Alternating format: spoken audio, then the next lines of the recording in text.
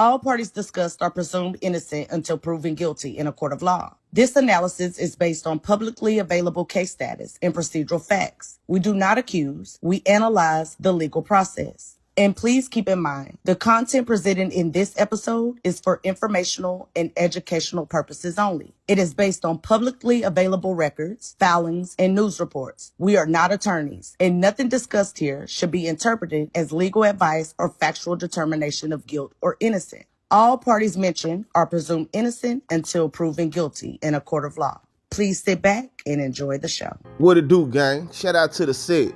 Hey, go ahead and do me a favor and hit the like button, share the video, and if you haven't already, subscribe to the channel for more updates, breaking news, and content that you will only get on Room 901.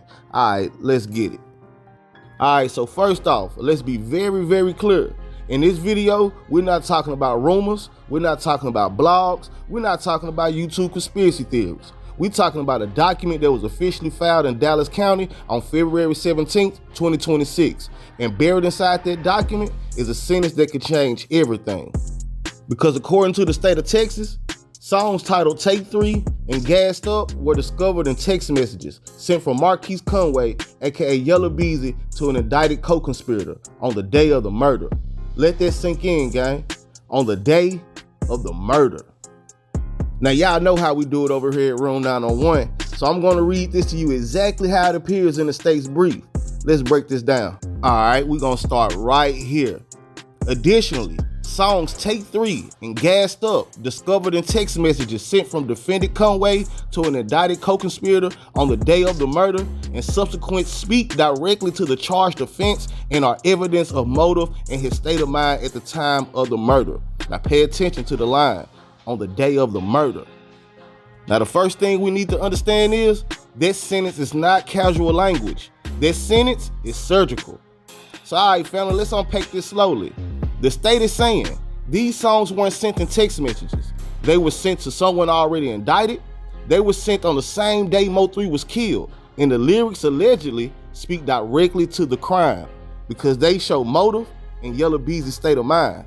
That's not just random background noise.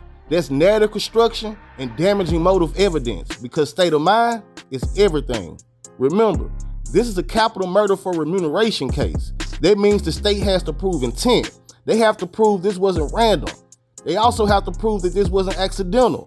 They most definitely have to prove that what happened to Mo 3 was done on purpose. And when prosecutors use the phrase, the Take 3 and Gassed Up song lyrics show quote unquote state of mind at the time of the murder, they're not talking about art. They're talking about consciousness. They're talking about awareness. They're talking about what someone was thinking while the events were unfolding. And if these songs were sent the same day the murder occurred, their timing becomes evidence. Ask yourself this, why send those specific songs that day? We're not talking about weeks before or months later. Why that day? Because in conspiracy cases, communication timing is everything. If those lyrics mirror retaliation, if the lyrics mirror payments, if those lyrics speak to execution style language, and they are shared privately, that becomes more than music. That becomes coded messaging. The state isn't trying to prosecute rap songs. They're trying to admit it as evidence. And they're arguing that these songs are not general artistic expression. They're saying these songs have specific meaning, and their specific meaning is key. Because courts have ruled that when lyrics mirror the precise conduct charge, that increases probative value.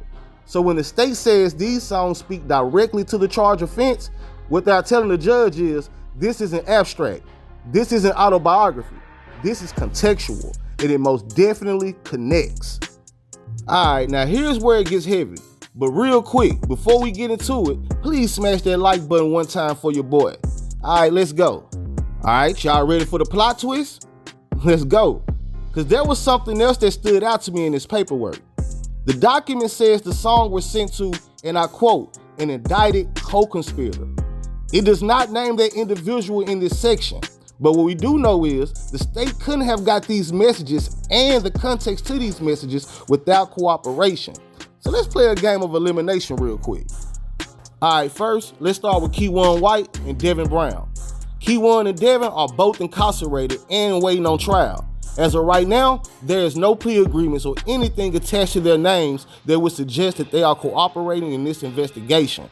Besides, I highly doubt if they had that level of access to Yella Beezy to where Yella would be texting them or calling them, so that rules them out.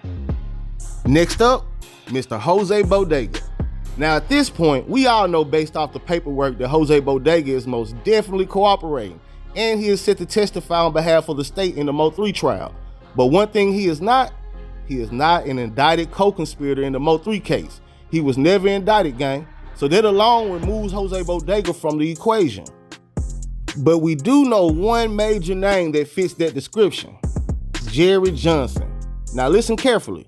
Jerry Johnson is indicted in the Mo3 case. He's connected to GRC. He is currently awaiting federal sentencing, and his federal paperwork contains strong cooperation language. Meanwhile, his state murder case is sitting inactive. Now please understand, gang, that combination is not small. As a matter of fact, that combination screams leverage. In the federal system, cooperation matters. Substantial assistance can reduce sentencing. 5K motions can take years off a prison term.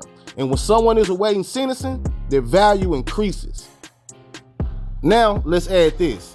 If a cooperating individual had direct communication records, if they possessed text messages, if they had context to what was said and why, that becomes gold for the state prosecutors. All right, now let's connect the dots. Because it's one thing for the state to say, we recovered text messages. It's a whole different ball game to have someone say, yeah, he sent that to me. Yes, this is what we were discussing. And yes, this is what it meant. Because context transforms evidence. And if Jerry Johnson is cooperating federally, and if he is the indicted co-conspirator mentioned, then those messages may not have been discovered accidentally. They may have been provided, handed over, explained, and decoded. And as far as his state murder case sitting inactive, there's strategic patience. If someone is cooperating at the federal level, prosecutors don't rush state proceedings.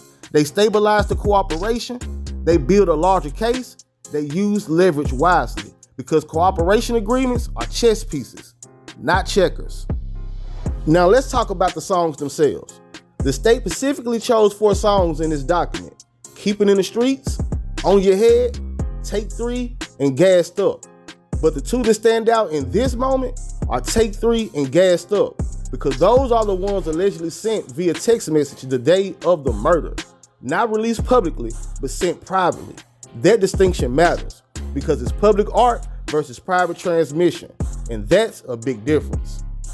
From the looks of it, gang, the state is building something larger than evidence. They're building psychology. They want the jury to see there was a feud, there was hostility, there were interviews, there were assaults, there were lyrics, there were social media posts, and there were messages, and then there was a murder. They are building escalation. They're trying to show that what happened to Mo3 was inevitable, and to prove that, they need to build a motive. The document also claims that the songs, quote unquote, speak directly to the charged offense. That phrase is intentional.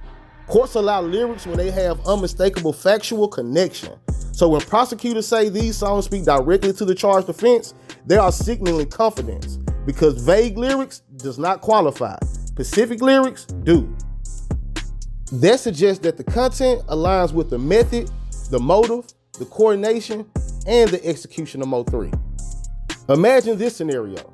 If Jerry Johnson is the indicted co-conspirator referenced, and he is cooperating federally, and he provided the text messages, timestamps, the song links, and the surrounding conversation, then the state don't just have digital evidence. They have narrative reinforcement. That is powerful, because now the music is not floating in isolation. It's anchored to testimony. The Mo3 case is not just about lyrics. It's about timing, intent, coordination, leverage, insiders, motive, and state of mind. The state is just not presenting songs. They are presenting communication. They are not just presenting art. They are presenting alignment. And if the jury believes those songs were sent privately on the day of the murder to someone involved, and those lyrics mirror the crime, that becomes part of the story. Not the whole story, but a huge significant piece of it. So now the real question is not, is it just rap? The real question is, why that day? Why that person? Why those songs? And who handed those messages to the state? Because we know in legal chess, nothing moves without purpose. And if those messages came from inside the circle, this case just got a lot deeper. Welcome to Legal Chess. Thanks for watching. Make sure you like the video and subscribe to Room 901 for updates and content just like this. And remember, gang, follow the trial, not the narratives. Peace, family.